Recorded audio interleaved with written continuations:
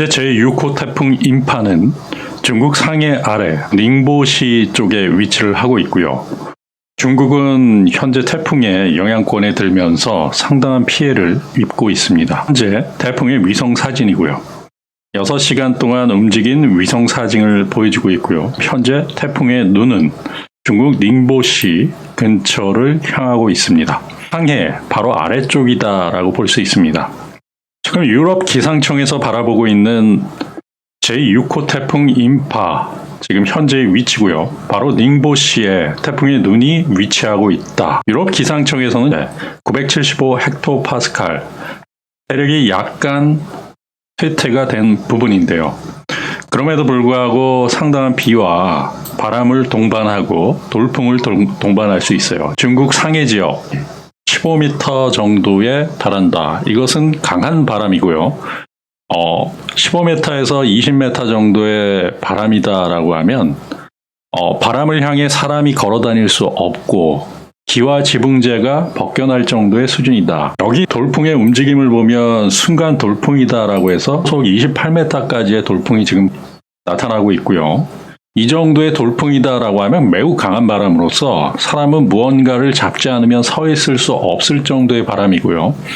그리고 차량을 통상의 속도로 운전하기 힘들 정도의 바람이다라고 볼 수 있습니다. 중국 닝보시와 상해시를 직접 관통하고 있습니다. 앞으로 3일간의 강우량을 보여주고 있는데요. 상해 강우량은 201mm. 태풍은 비와 바람을 동반하는데 앞으로 3일간 한 200mm 정도가 더 내릴 수 있다. 지금까지도 상당한 양의 비가 내렸죠. 저장성의 샤오싱, 닝보시 같은 경우는 상당한 비가 쏟아지고 있었는데 앞으로도 그 양이 200mm 정도가 더 올 수 있다. 때에 따라서는 300mm가 넘게 앞으로 300mm, 400mm가 태풍이 지나가면서 많은 강수량이 쏟아질 수 있기 때문에 상당한 피해가 예상될 수 있다. 그 후유증이 있을 수 있다라는 말씀을 드립니다. 현재 중국 역시도 상당히 기온이 올라가서요.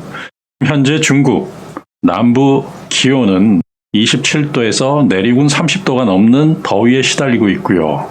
그렇기 때문에 열대성 저기압이 발달해서 태풍이 만들어질 가능성이 상당히 크다라고 볼 수 있습니다. 제6호 태풍 인파는 올해 처음으로 영향을 주는 태풍이었기 때문에 그 영향의 강도는 그렇지만 집안이 침하되거나 이러한 부분들은 크지 않을 수 있어요. 하지만 앞으로 나오는 이 제3의 태풍들이 그런 지역들을 한 번씩 더 친다라고 했을 때는 상당한 영향권이, 그때는 집안이 약화된 상황에서 태풍이 들어가기 때문에 상당한 영향을 줄 수 있다라는 말씀을 드립니다. 이것은 구름의 모양을 보고 있는데요. 태풍 인접 지역은 전체적으로 비가 오고 있는 상황이고요. 3시간 동안 30mm 이상 정도의 비가 나오고 있는 곳도 상당히 있습니다. 중국은 현재 태풍 피해가 상당할 수 있다라는 말씀을 드리고요. 이것은 뇌우인데 뇌우의 영향권은 가장 중요해요. 집중호우를 가지고 있고요. 천둥과 번개를 동반해서 집중호우를 내릴 수 있기 때문에 특히 작년 같은 경우 광주 지역에 뇌우가 집중돼서 침수 피해가 상당했죠. 유럽 기상청 정보를 활용한다라고 하면 어느 정도는 인지를 할 수 있는 부분들도 있기 때문에 그러한 것이 굉장히 중요하다라고 볼 수 있습니다.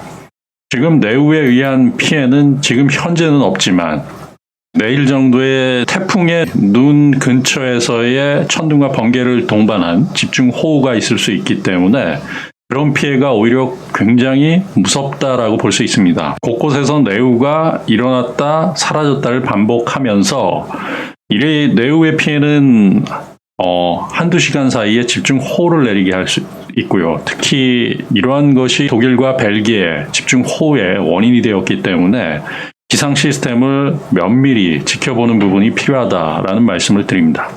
이번 태풍의 뇌우 피해는 크지 않을 수 있는데 이 내륙 쪽으로 가면서 27일 태풍이 소멸할 시기에 곳곳마다 천둥과 번개를 통반한 집중호우가 나타날 수 있기 때문에 그러한 부분을 주의해야 됩니다.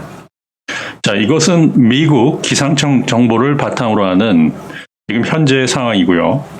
제6호 태풍 인파의 지금 현재 모습입니다. 상해 근처에 있고요. 내륙을 지금 관통하고 있다라고 보시면 됩니다. 이것은 지금 3시간 동안의 현재 강우량을 보고 있고요. 한 22mm 정도가 닝보시 근처에 집중되고 있고 상해 쪽은 그보다는 좀 적은 강수량이 현재 나타나고 있는데 비바람의 영향권에서 느리게 움직이기 때문에 중국의 피해가 상당할 수 있어요.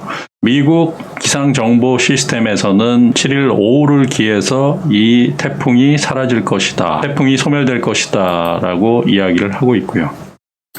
중국 내륙을 관통할 것이다. 라고 보고 있습니다. 자, 이것은 일본 기상청 정보에서 나타나는 이번 태풍의 지금 현재 상황이고요. 보시면 25일 12시 현재 상황 960호 헥토파스칼 중심 기압이고 중심 부근의 최대 풍속은 초속 35m. 이렇다면 굉장히 위험한 태풍이죠.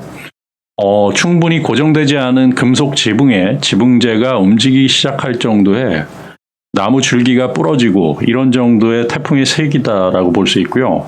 최대 순간 풍속은 초속 50m까지 그렇기 때문에 중국의 해안 지역 같은 경우는 상당한 피해가 있을 수 있다라고 봅니다.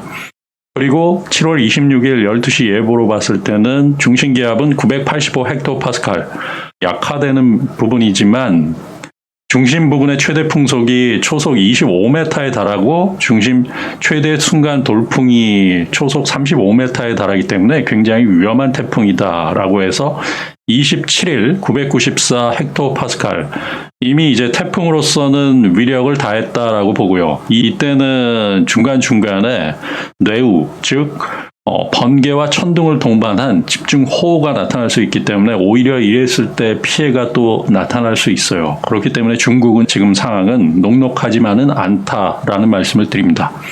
그리고 7월 28일 09시 열대 저압부로 바뀌어서 태풍이 소멸한다라고 예측을 하고 있습니다. 이건 일본 기상청에서 바라보고 있는 지금 현재 제6호 태풍 인파에 대한 정보였고요. 현재 구글에서 바라보고 있는 중국 지방의 지금 현재 상황인데 상해시, 닝보시, 샤오싱시가 보이고요. 샤오싱시 쪽에서 전일 보여준 영상은 좀 처참할 정도로 상당히 많은 비 피해가 있었다라고 보고요. 그리고 지금 현재 태풍의 눈이 이 닝보시 부근을 지나고 있기 때문에 이쪽 부근의 피해가 상당할 수 있다라고 봅니다. 그러면서 샤오싱시는 태풍이 위로 상승하면서 비 피해를 상당히 가져올 수 있기 때문에 아직도 한 300에서 400mm 정도의 비가 더 내릴 수 있다라고 근 3일 동안의 예보가 나타날 수 있기 때문에 지금의 비 피해도 어마어마할 수 있지만 앞으로의 피해가 더 클 수 있다라고 봅니다. 이번 제6호 태풍 인파는 태풍의 시작에 불과하다라고 볼 수 있습니다.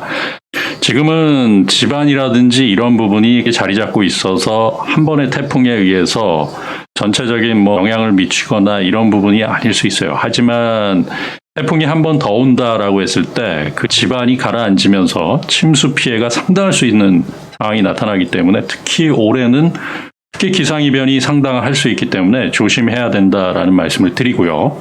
이것은 비단 중국만의 피해가 아니라 앞으로 나타날 태풍의 피해는 한국, 일본, 전 세계적으로 기온이 25도 이상으로 수온이 유지되기 때문에 언제 어디서든 열대성 저기압이 태풍으로 발생할 수 있다라는 말씀을 드립니다. 그렇기 때문에 우리는 기상정보에 항상 귀를 기울이고 태풍의 피해를 최소화할 수 있도록 준비해야 된다라는 말씀을 드립니다. 이 태풍은 아무 일 없이 지나가면 아무것도 아니지만 준비가 되지 않았을 때 태풍의 직격탄을 맞는다라고 하면 재산상의 피해나 신체상에 상당한 피해를 줄 수 있기 때문에 항상 귀를 기울이시고 준비를 하시기 바랍니다. 제8호 태풍이 일본 쪽으로 향하고 있고 이 일본 남부 쪽에서 만들어져서 북상하고 있는 상황이기 때문에 이 태풍에도 귀를 기울이시고 앞으로 나타나는 많은 태풍들, 그러한 태풍 정보에 많은 귀를 기울이시기 바랍니다. 감사합니다. 위기는 반복되어 위기에 또 당하지 않기 위해서는 잊지 말아야 돼요. 끊임없이 의심하고 사고하는 것, 당연한 것을 당연하게 생각하지 않는 것, 그리고 항상 깨인 눈으로 세상을 바라보는 것. 성우투자입니다.